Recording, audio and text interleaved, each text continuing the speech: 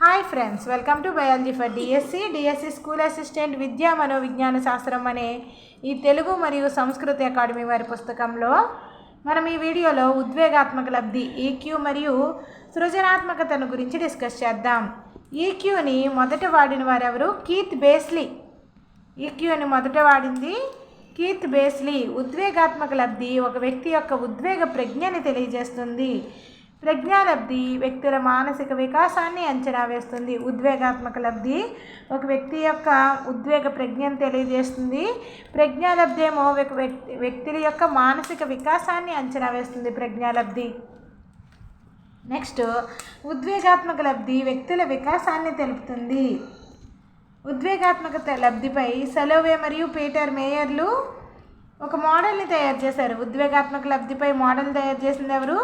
Salovey మరియు మేయర్లు ఉద్వేగాత్మక లబ్ధిపై ఒక మోడల్ని తయారు చేశారు. నెక్స్ట్, సృజనాత్మకతను గురించి చూద్దాం. గిల్ఫర్డ్ ప్రకారం విభిన్న ఆలోచనలనే సృజనాత్మకత అంటారు. గిల్ఫర్డ్ ప్రకారం విభిన్న ఆలోచనలనే సృజనాత్మకత అంటారు.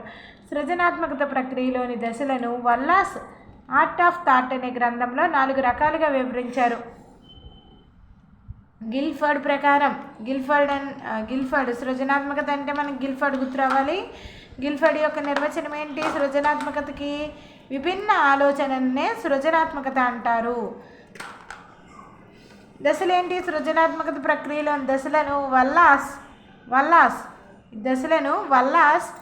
ఆర్ట్ ఆఫ్ థాట్ అనే గ్రంథంలో 4 రకాలుగా వివరించారు. వల్లాస్ ఆర్ట్ ఆఫ్ థాట్ అనే గ్రంథంలో 4 రకాలుగా వివరించారు. సన్నాహ దశ, గుప్త స్థితి దశ, అంతర్దృష్టి దశ, నిరూపణ దశ. 4 రకాలుగా వివరించారు. ఎవరు? వల్లాస్ యొక్క గ్రంథం ఏంటి? Art of thought. ఫస్ట్ దశ ఏంటి? సన్నాహ దశ. సేకరించిన సమాచారాన్ని, స్మృతికి తెచ్చుకున్న ఆలోచనలను తనకు అనుకూలమైన రీతిలో సమీకరించుకుని నూతన సృష్టికి పూనుకుంటారు. ఇది వస్తువు లేదా విషయ సేకరణ దశ. ఈ సన్నాహ దశలో ఏం చేస్తారు వ్యక్తులు? సేకరించిన సమాచారాన్ని, స్మృతికి తెచ్చుకున్న ఆలోచనలను తనకు అనుకూలమైన రీతిలో సమీకరించుకుని నూతన సృష్టికి పూనుకుంటారు. ఇది వస్తువు లేదా విషయ సేకరణ దశ. సన్నాహ దశ అనేది వస్తు సేకరణ దశ లేదా విషయ సేకరణ దశ. నెక్స్ట్, గుప్త స్థితి దశ. వ్యక్తి చేయబోవు సృష్టి కొంతకాలం వారి మనస్సులో అవ్యక్తంగా ఉంటుంది. దీనిని గుప్త దశ అంటారు. దీనినే భావనోత్పత్తి దశ అని కూడా అంటారు.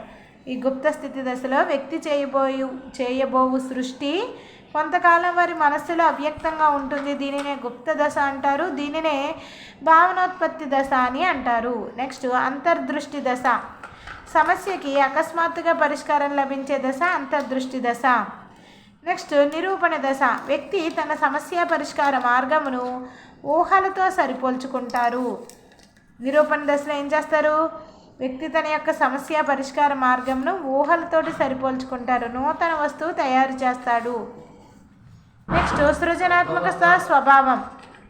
సృజనాత్మకత యొక్క స్వభావం చూసుకున్నట్లయితే సృజనాత్మకత అనేది సార్వత్రికమైనది, స్వతసిద్ధమైనది మరియు సంపాదితమైనది. నవ్యత ఉంటుంది. విభిన్న ఆలోచన ప్రక్రియ మరియు ఉత్పత్తి.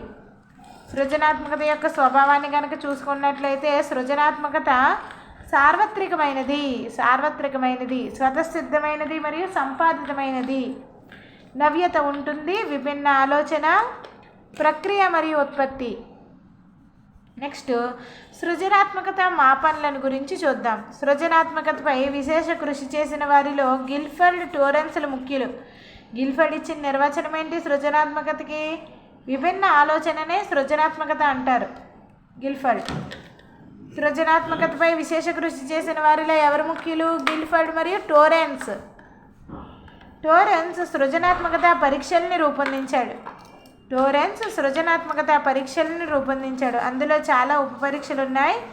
వాటిలో కొన్ని ఉపపరీక్షలు శాబ్దికమైనవి, కొన్ని ఉపపరీక్షలు అశాబ్దికమైనవి. టోరెన్స్ సృజనాత్మకత పరీక్షల్ని రూపొందించారు కదా.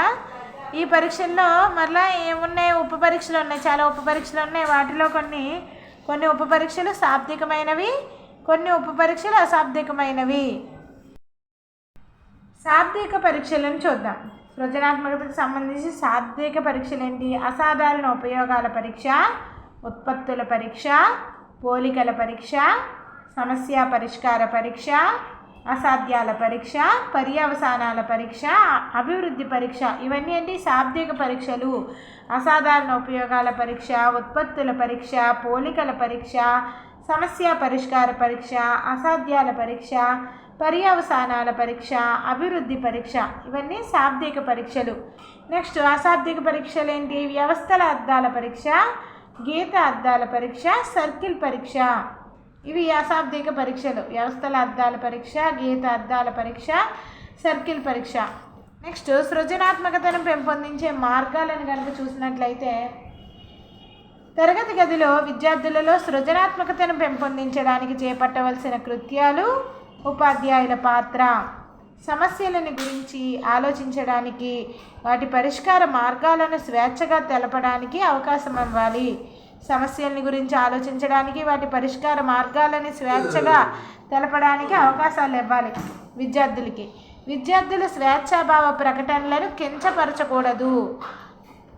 విద్యార్థులలో అంతర్గత ప్రేరణలను కలిగించే విధంగా కృత్యాలలో పాల్గొనేటట్లు చేయాలి. చర్చాంశాలను ఇచ్చి విద్యార్థుల మధ్య చర్చా గోష్ఠులను జరపాలి. వక్తృత్వ పోటీలను నిర్వహించాలి. వ్యాసరచన, చిత్రలేఖన పోటీలను జరపాలి. విద్యార్థులలోని నవ్యతను, నూతనత్వాన్ని ప్రోత్సహించాలి. భయం, బిడియాలను పోగొట్టాలి. విభిన్న ఆలోచనలను, పట్టుదల, ఆత్మవిశ్వాసాలను ప్రోత్సహించాలి. సాంస్కృతిక విషయాలపై పాత్ర క్రీడలు, నాటకాలు, మూకాభినయాలు చేయించాలి. కళలు, పరిశ్రమలు, శాస్త్ర సాంకేతిక ప్రదర్శనల సందర్శనకి తీసుకువెళ్ళాలి. ఉపాధ్యాయులు వారి సృజనాత్మకతను ఆదర్శంగా విద్యార్థులకు ప్రదర్శించాలి. కాపీ కొట్టడం, బట్టి స్మృతులను నిరుత్సాహపరచాలి. ఎగ్జిబిషన్లకు, మ్యూజియంలకు, వినోద యాత్రలకు తీసుకువెళ్ళాలి. శాస్త్రజ్ఞులను, కళాకారులను, సాంకేతిక నిపుణులను పాఠశాలకు రప్పించి వారితో అనుభవాలను పంచుకునేటట్లు చేయాలి. ఇవన్నీ ఏంటి? సృజనాత్మకతను పెంపొందించే మార్గాలు. ఇంతటితోటి మనకి ఉద్వేగాత్మక లబ్ధి, సృజనాత్మకత అనే టాపిక్స్ కంప్లీట్ అయ్యాయి.